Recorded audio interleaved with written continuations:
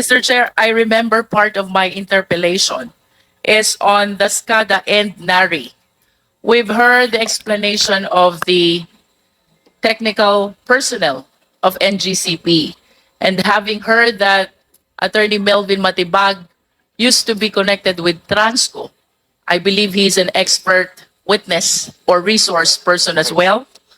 I wish to request Attorney Matibag to please enlighten us what is ESCADA, what is NARI, and kindly correlate their significance to each other. Well, yung SCADA po, thank you po, no? Yung SCADA is the system. Yung po yung, that's generic, yung parang yun yung, that is supervisory control and data gathering na ginagawa po nila. No? Yung NARI po, that is the brand of the equipment, hardware, software, na nilagay nung pumasok po ang NGCP. Before that, ang nandun po is GE, tsaka ABB. Bago pa po lahat yan, bago lahat yung mga system na yan, nilagay nila yung NARI. Kaya nung pinag-uusapan natin yung problema ng China, kaya po lumalabas yan, kaya may suspecha tayo. Dahil, kagaya ng explanation ko po, ulitin ko po kanina, ang cellphone natin, to iPhone, this is the hardware. But this is run by a software, iOS. Kayo po ba naniniwala na yung nilalagay nyo dyan, hindi nakikita dun nung gumagawa? Knowing that ang NARI is proprietary.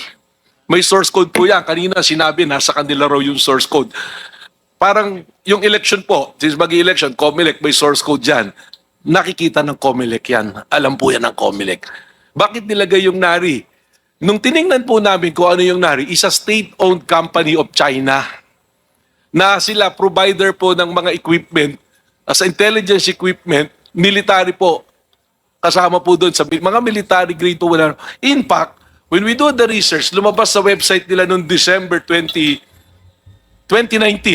lumabas doon sa website nila na sinasabi pa nila na 100% they control the power grid of the Philippines. Nung iniraise po namin yung issue na yan, on the next hearing, wala na po yung website. Binura na yung nakalagay na yon. Pero meron po kami noon. In fact, we provided the Senate. I think meron din pong kopya rito dahil nag-hearing din dito. Attorney Matibag, if I may interrupt, Opo. that publication, correct me if I'm wrong, is the same printout that we flashed during the last hearing. That Do is you correct confirm po. that? That is correct. Sa website po, lifted from the website of NARI.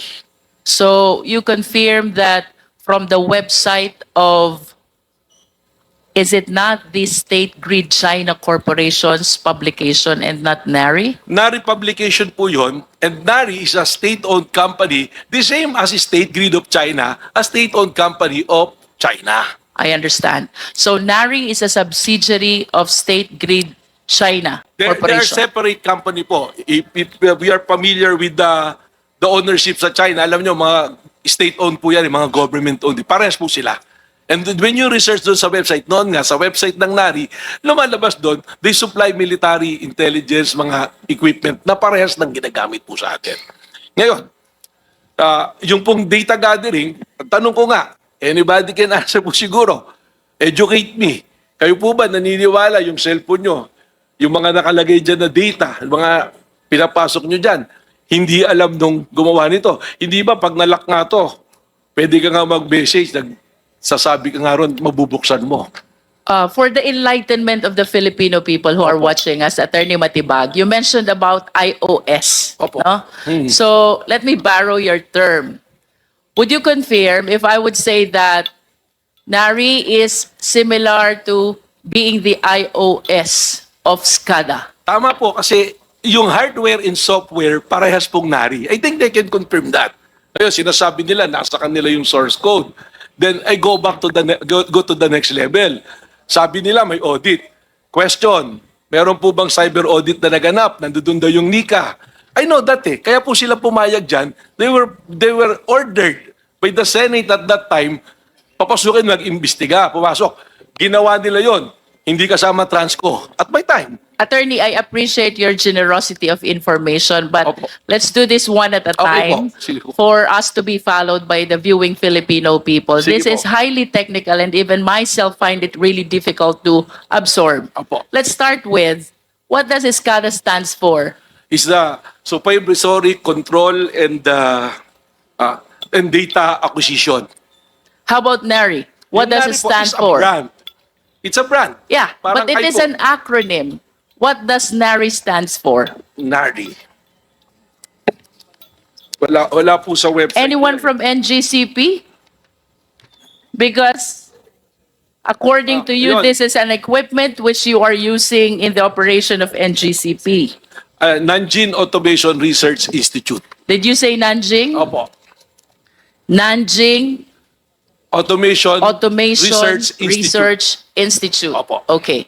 Following your statement that NARI is the iOS of SCADA, would it be correct to say that this system can be controlled remotely, 100% similar po. to my Apple? 100% po, Phone. pwede. Because there was already, may nangyari na po na may nasira noon. It was repaired remotely. From China, hindi po kailangan pumahin ng technician para pumunta rito tayusin pa yung nasira. All Nangyari right. na po yan, 2 beses na.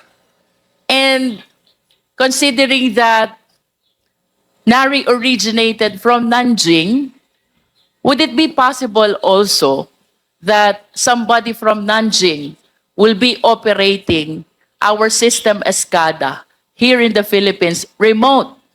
The one operating is in Nanjing and the hardware is here, the SCADA at NGCP. Very possible po with the technology now. 100% possible po yan. Kasi nangyayari nga po I will cite an example if you will allow me, ma'am. Yes, Sa Ukraine, twice there was an attack, cyber attack sa power grid mismo. Napasok. Hindi po sila pumasok na may baril na pinasok pa yung control center and all. It was hacked 3 days before na power up ulit ng Ukraine. And to find out, intelligence services doon, they found out na that is prelude already doon sa nangyayari ngayon na gera. Kanina, Attorney Matibag, you made mention about the nature of this NARI, the company, Opo. that it has something to do with the military of China. Can you Opo. please expound on this? Yun po yung sinabi sa website nila. Kasi they also supply military hardware. In other words, the business of NARI is the supply of highly sophisticated Hardware technology, and software po. hardware and For software, communication and data gathering. which can be used as well by the military. If you will allow me again, ma'am, Yes, please. just recently, United Kingdom, they have 15% the equipment na NARI, they remove it Why did they remove? for reason of national security po. Example na lang po, hindi ba, ang Amerika, they ban TikTok. Bakit? Because sabi nila, they suspicion lang that is being used to gather data sa Amerika. Sayo nga po, nandun na mismo yung system, hardware and software. NARI, China. Nagpapatakbo, China. I may agree with Engineer Clark na sige, sa akin yung source code. Pero sino pang may alam ng source code? Tama po kayo nung sinabi nyo nung last hearing.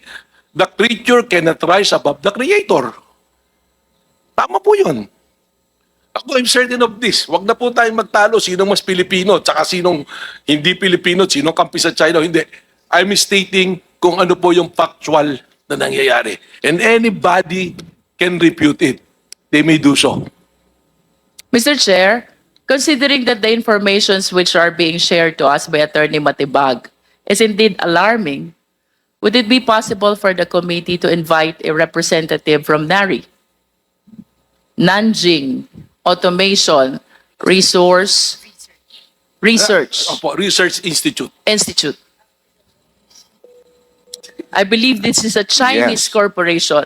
Well, ma'am, if you will allow me, no? Please. This is really, ako po natatakot. Bumubulong nga ako kay Chair mo na hindi na lang yung pera yung pinag-uusapan natin dito eh. We're talking about our sovereignty. Sovereignty yan natin. And our sovereignty has no price tag. Hindi na po tayo kailangang lusubin or anything eh. Kalikutin lang nila yung power grid natin. Just imagine, anyone who's listening now, and anyone who's saying na wala pupuntahan itong pinag-uusapan natin na to, isipin nyo lang, 1 linggo, 2 linggo, 1 buwan wala tayong kuryente. Madali po yung sinasabi nila eh. Sasabihin nila, I'm guaranteeing it, I'm guaranteeing it. Pag nangyari na po, asan tayo lahat? Asan tayo lahat? UK made the move. Ako po, kaya ako nagsasalita ng ganito. My position before, I'm not talking about the commercial transaction na ng NGCP. Okay na yan. May pera, may kinikita. It's good thing. One good congressman mentioned about the Maharlika Wealth Fund. It's a sovereign wealth fund. Ang tawag niyan, sovereign wealth fund. In fact, I'm writing an article sa dyaryo, sinulat ko yan, that we must support the Maharlika Wealth Fund and invest it in transmission. Kasi total, may 20% na dapat dinisperse to the public. The reason why is hindi para kumita yung gobyerno, for me, but the reason is to protect our sovereignty. Para meron tayong magche-check man lamang.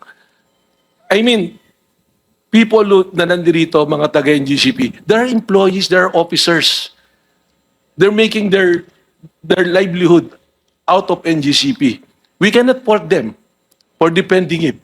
If I'm on their side, baka mas malala pa yung ginagawa ko.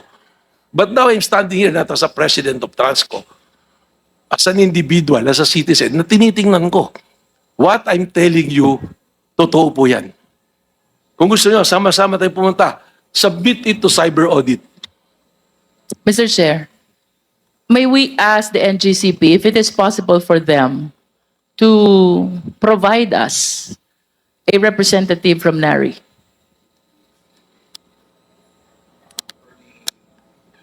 Can reply. Attorney Paul, Attorney... Mr. Chairman, can I pass the mic to Engineer Clark?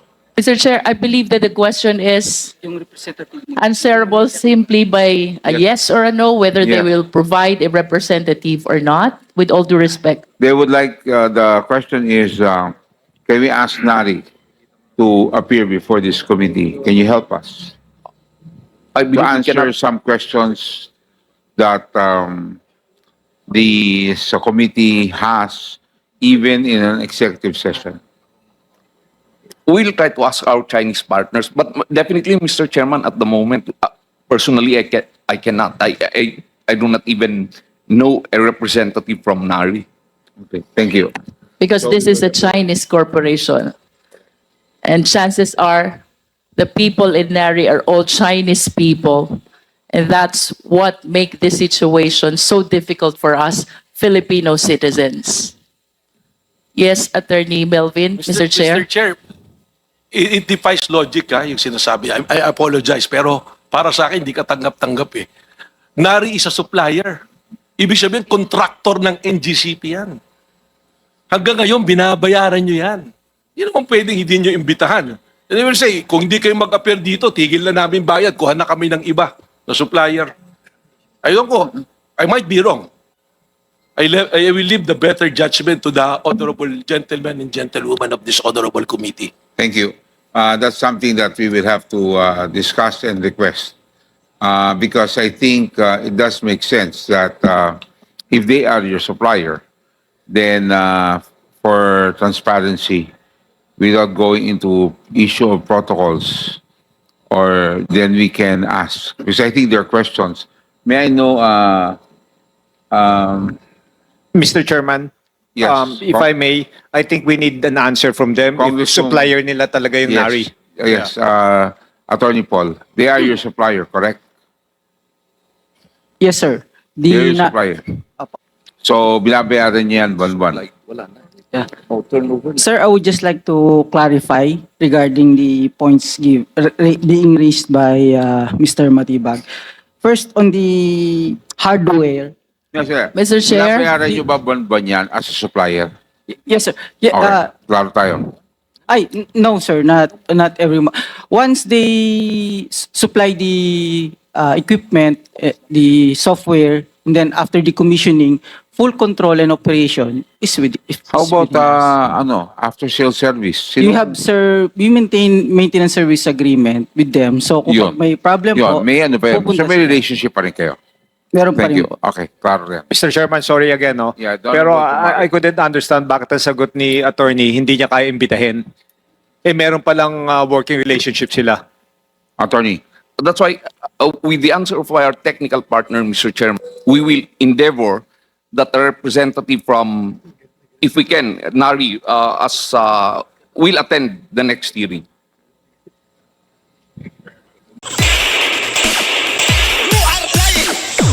Come again, sir. You're lying!